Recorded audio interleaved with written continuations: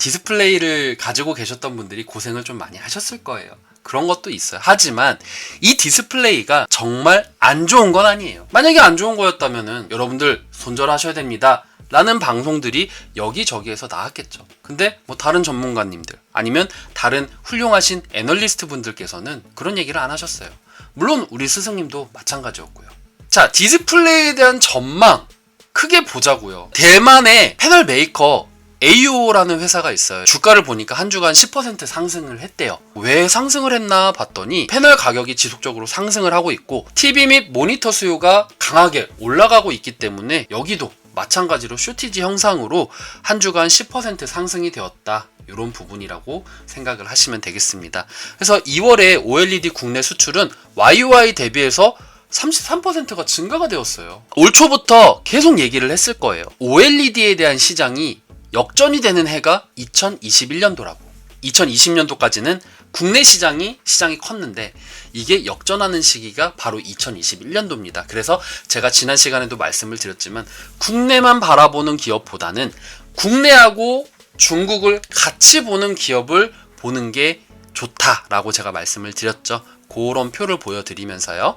그래서 중국의 수요량이 증가가 되고 있기 때문에 여기에 따른 수출량이 늘어났다. 이렇게 보시면 될 것 같아요.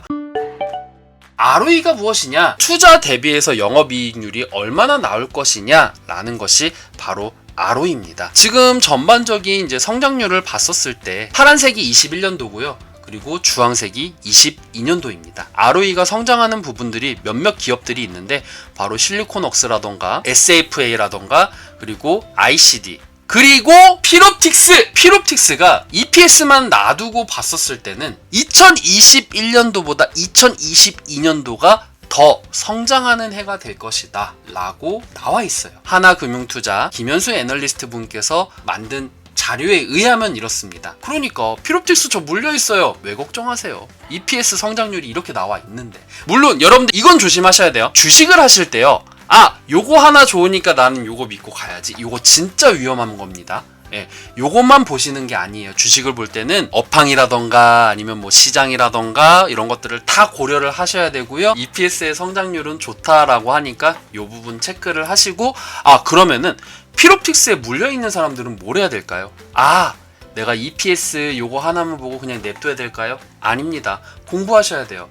EPS 성장률이 이렇게 나오니까 그러면 다른 부분의 수치는 어떻게 될 것인가? 함께 공부를 하셔야 됩니다. 예. 디스플레이 영업이익률 물론 모든 부분들은 없었어요. 그러니까 전문가가 커버하는 부분이 있기 때문에 이 커버하는 부분만 딱 띄워놓고 봤었을 때는 EPS도 봐야 되고 영업이익률도 봐야 되고 매출액도 봐야 되고 다 봐야 돼요. 우리 스승님이 좋다고 하시는 실리콘웍스 0.7% 성장을 합니다. 2021년도 대비해서 2022년도는 0.7% 성장을 해요. 자, 2021년도에서 2022년도로 넘어갈 때 덕산네오룩스 같은 경우에는 0.8% 성장을 했습니다.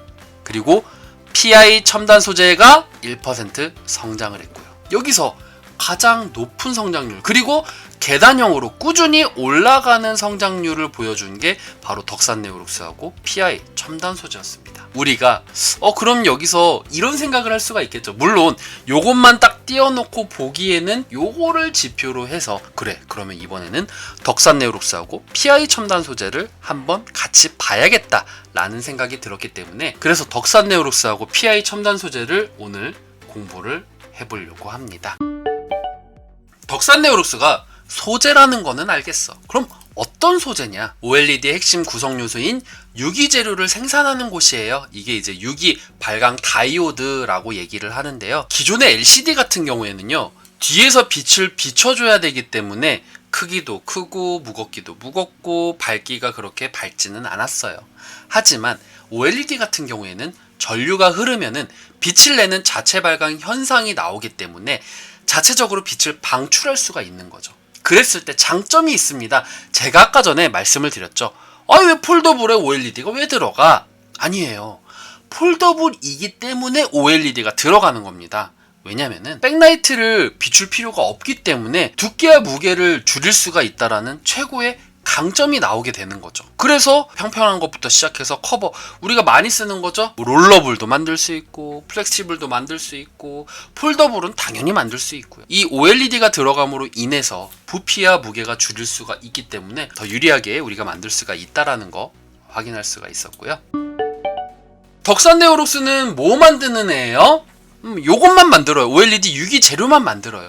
순수 비율 100%입니다. 로컬이라던가 뭐 수출과 내수를 봤었을 때는 내수의 비중보다는 수출의 비중이 높은 기업이에요. 이제 국내 시장뿐만 아니라 일본, 대만, 중국 등 해외 패널 업체도 공략을 하려고 하고 있어요. 제가 말씀드렸죠. 국내뿐만 아니라 해외에도 수출을 하는, 특히 해외뿐만 아니라 중국에도 수출을 하는. 근데 여기 대만도 지금 공략을 하려고 하고 있으니 지금 대만 시장 너무나도 좋잖아요. 그래서 덕산 네오록스는 갈 수밖에 없는. 여러분들, 제가 하나 질문을 할게요. 여러분들, 알뜰폰을 하는 세종텔레콤을 사실래요? 아니면 이 일본이라던가 대만, 중국 등을 지금 공략하고 있는 덕산 네오록스를 사실래요? 영업이익, 실적 이런 거 다 버리고 시장 구조만을 놓고 봤었을 때 여러분들 덕산 네오록스를 볼 수밖에 없는 거죠. 그렇죠.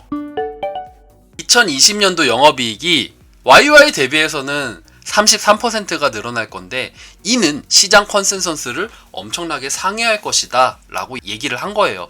이때부터 전망을 했는데 왜냐라고 봤더니 갤럭시 21이 조기 출시가 될 건데, 이 갤럭시 S21에 대한 OLED 부분이 여기에 반영이 될 것이기 때문이라는 거죠. 유기재료가 뭔지 다시 한번 설명을 해달라고요? 예, 다시 설명을 해드릴게요. LED 같은 경우에는요, 백라이트가 비춰지기 때문에 무게라던가 뭐 두께가 어쩔 수 없이 두꺼울 수밖에 없었어요. 유기 발광 다이오드 같은 경우에는요, 전류가 흐르면은 자체적으로 발광할 수 있는 현상이 일어나요. 요거를 가지고 OLED를 만드는 겁니다. 그러니까 전류가 흐를 때 빛이 난다, 요 재료다 라고 보시면 됩니다. 2021년도죠. 이번에 1분기 실적은 영업이익 92억. 신형 OLED 노트북이 이제 뭐냐면, 여러분들 네이버 쪽에다가 검색을 하게 되면은 노트북을 한번 검색해 보세요. 그러면은 OLED라고 써 있는 것들이 이제 하나 둘씩 보일 겁니다. 중국의 이제 중소기업부터 시작을 해서 삼성의 노트북까지 쭉 나오고 있어요. OLED 노트북들이.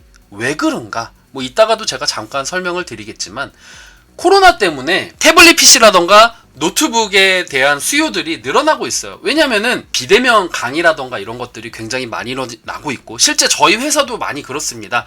저희 회사도요, 뭐 일본 사람들하고 같이 일을 하는 회사인데 일본 사람을 만나기가 지금 많이 힘들잖아요. 지금 우리가 일본 갈 수 있어요? 쉽게 못 가잖아요. 가더라도 자가격리를 하고 만나고, 또 한국 와서 자가격리를 하고 만나고, 약간 이래야 되기 때문에 1분 1초가 바쁜 직장인들 같은 경우에는 필요하죠. 그래서 이제 OLED가 탑재된 노트북들에 대한 수요가 회사에서도 일어나고 있어요. 2022년은 또 애플의 OLED 태블릿이 탑재가 될 것이래요. 그래서 2020년도에 대한 전망도 좋다라는 거 말씀을 드리고 싶습니다.